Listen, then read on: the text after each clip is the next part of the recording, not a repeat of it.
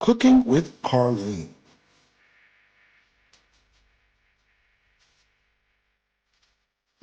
Hi, today I am going to show you how I prepare steamed fish. This is inspired by Garth Foster, who asked a few of us on our Holy Trinity Alumni Committee how to do steamed fish. So today I'm going to show you my version of how I do steamed fish.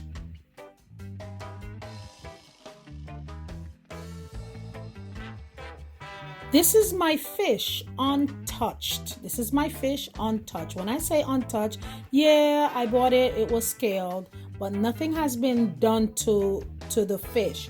So, first what I have to do is I soak my fish. It's a bit frozen. I had it thawed out, but it's still a bit frozen. So, which is a good thing. And I soak my fish in salt water. You can I would recommend you use the regular salt because sea salt is a little bit expensive. So if you have the regular salt, use the regular salt. I only use sea salt for cooking, and the regular salt I'll use for other things in the kitchen that I don't have to eat, and such as washing vegetables or washing my meat. So I use the sea salt. Then what I do, I add some lukewarm water because it's almost thawed out. So I will add some lukewarm water to it and let the salt sit and soak in it. If it wasn't thawed out, I would have put the salt inside of it and let it soak for a little. But it's just lukewarm, not hot, because you don't want to put too much hot water on your fish, because when you put too much hot water, it's kind of cooking it. So just enough water to cover it. Yeah, just like that. Making sure that the water covers it. I will add a little bit more salt on top of it.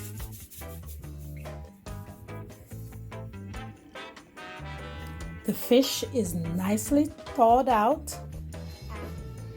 Now my hair is nicely tucked in so that it doesn't bother me or doesn't come in the way, and it doesn't become an obstacle in my way while I'm preparing. I also have the tools that I'm going to be using, and let me show you what I'm going to be using for this steamed fish.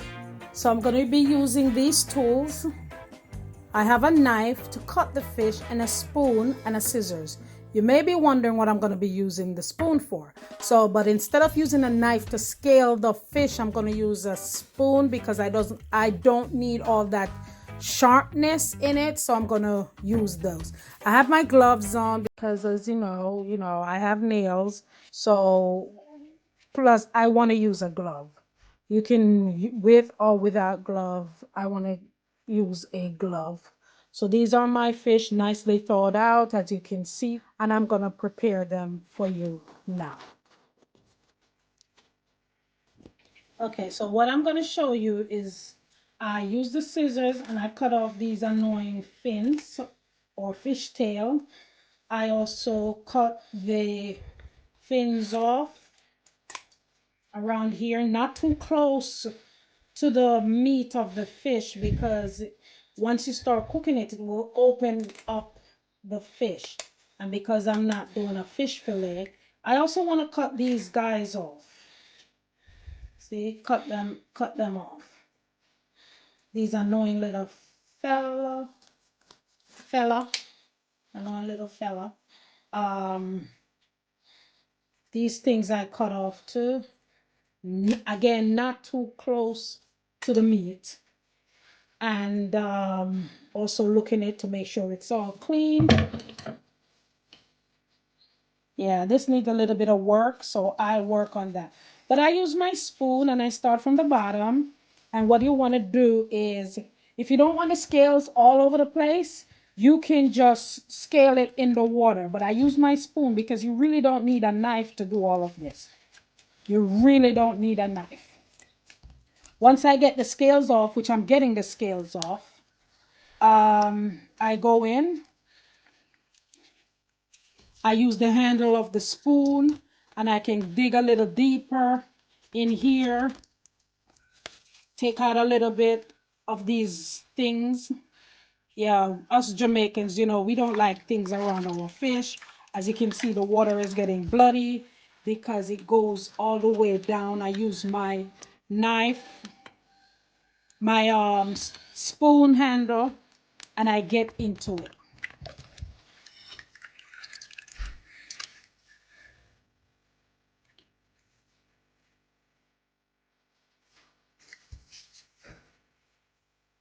Stop. These are some of the spices I will be using. Some of the spices I will be using.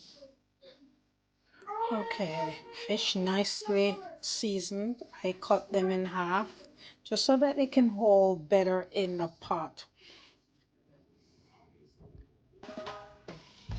So right now I have my pot and it only has just a little bit of oil just to grease, and I'm gonna just work it around until everything is greased. It's really not a lot. And this is a Dutchy pot, and it covers the entire stove. It's the widest I can get because you really need a wide pot because you don't want your fish to be stacking on each other. And these are my seasoning, my onions, peppers, my scotch bonnet pepper. This is some ginger, some thyme, and this is really not scallion. This is leeks. I couldn't find any scallion in the store. I'm not gonna put a lot of vegetables. I'm not gonna cook a lot of vegetables in there. I'll cook my vegetables to the side, like maybe some cabbage and carrots and any other vegetables that I have, because I don't want my pot to be too much things in there. So here it is. I am sauteing my vegetables just to make it a little bit soft, not too much. I saute my vegetables. I'm gonna turn the stove on medium for a little bit. I'm gonna say just watch it. Do not let the seasoning burn, because that's the worst tasting thing, is to have burnt seasoning in your pot. So just saute it just to get the onions apart. And it's looking good, smells good. I added some ginger in there, as I said, and some garlic. It's really gonna be, especially the garlic, but you don't want it to burn. The aroma from the ginger and the garlic and the onions, the peppers, the leek, it smells so good. So right now I'm gonna pour some hot water, boiling water. This is boiling water.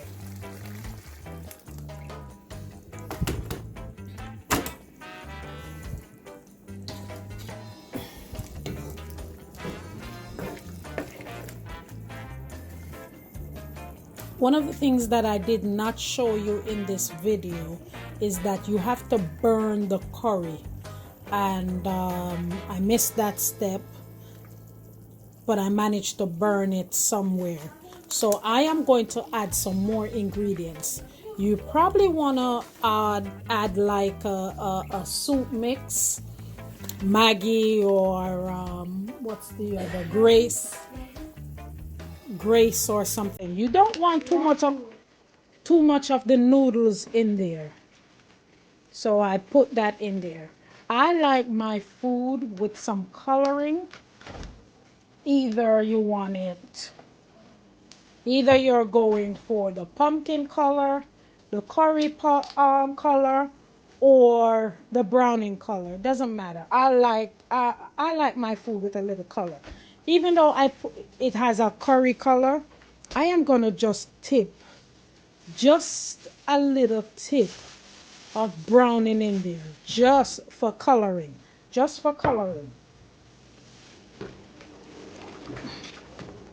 just for coloring. That's a little too much, but that's okay. I'm also gonna add my okras. They were nicely washed and cleaned up, and I cut off the head, also cut off a little of the tail. So that I don't know why the tail, but you know our foreparents, they cut up and clean off everything. And that's how I learned to do it. Some people just put the entire okra in the pot.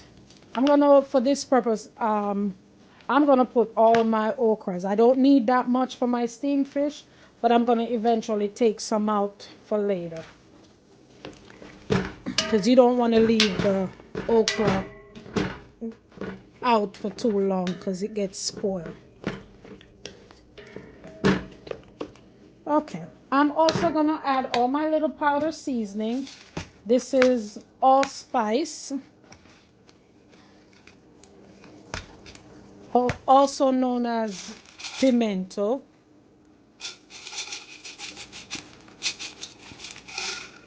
Okay, of course, the famous Lawry's seasoning salt, some black pepper, some Maggi, just a little bit, not too much, just a little bit.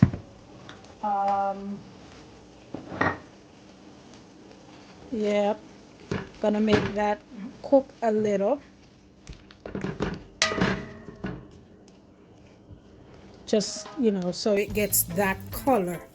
There is a coloring in it. I don't like it too white and too dark, just a little coloring.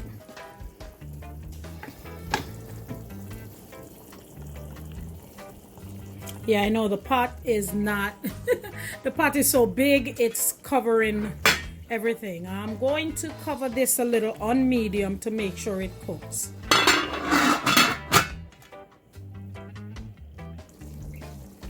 So I added some butter. This coloring is just awesome. It's just magnificent.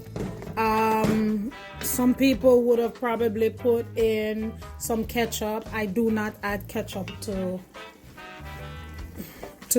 my steamed fish. If you want to put it in, you put it in after. But this is really getting tender. I added some margarine or butter just for flavor. Notice I did not add any salt in it because remember I soaked my fish in salt, and I also seasoned my fish. Season this lightly, but it is tasty. I love my fish with loads of pepper. Okay, so now I'm gonna add my fish, and notice how I'm going to do it. There's a little techniques. There's some techniques to it. So I move my seasoning over to the side, and I'm gonna put in my fish. I put the head in. Some people like fish head. Each his own. And so the more I put in, what I did was, in order to put the fish in there, I moved the vegetable to the side, and I put it through the side, and as soon as I move it over, I put the vegetable on top.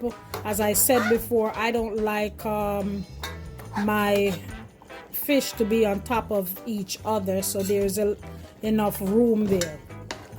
The fish is really gonna steam, and it's gonna gather a lot of water, so this is where you have to watch it. And it's looking good. It's looking delicious. The color is great. You have to keep basting it, meaning you have to keep putting the juice up on top. So you get the juice and you know, pour the juice on top. Keep on watching it. And this is going to steam. See, a lot of water is already coming out of it. This is going to steam.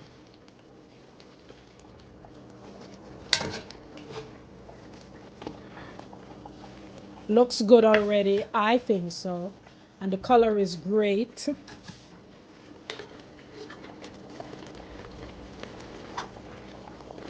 And the okra is going to take its time and cook.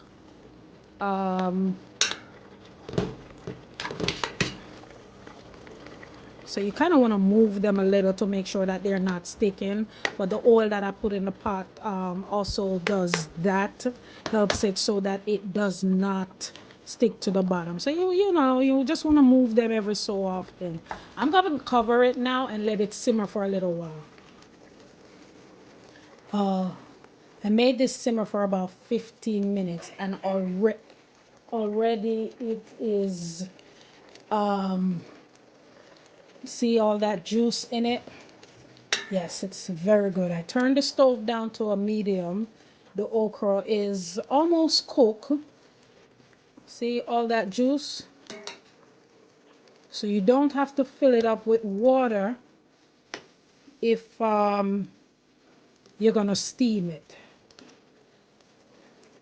Purpose of steamed fish is you don't have to fill it up. And this is, the fish is already cooked. I don't even want to move it up, move it too much because it's already cooked and I don't need anything else in it. You just have to be careful you're not cooking fish soup. You want fish, steamed fish instead of a fish soup. So this is what it looks like. Steamed fish. The gravy is good. The okra is cooked. My husband likes to see his seasoning. Oh, this is the ginger. Oh man, that's good. You can put anything in here. You can put carrots. You can put potatoes. You could put chocho, turnip. But when you start adding all those different vegetables, it's gonna start tasting like a soup. So if you want a soup, that's fine. But this is steamed fish. You can eat this with rice. This is at this point, if I was adding crackers, I would have added the crackers. If I'm adding my bami, I would have put the bami in there. So that's what my steamed fish look like. I don't have to have this with anything, and I will not have it with anything. I'm just gonna have it just like that with the okra. That's it, nothing else, and I'm good.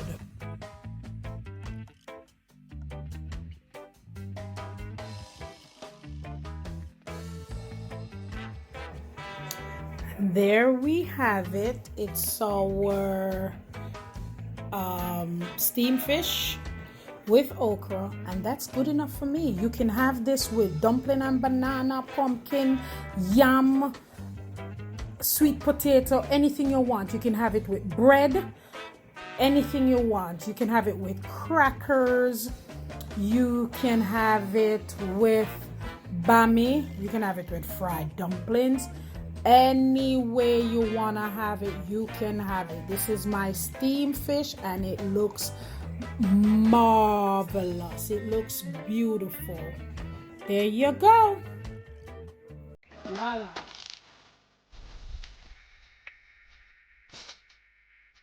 Cooking with Carlene.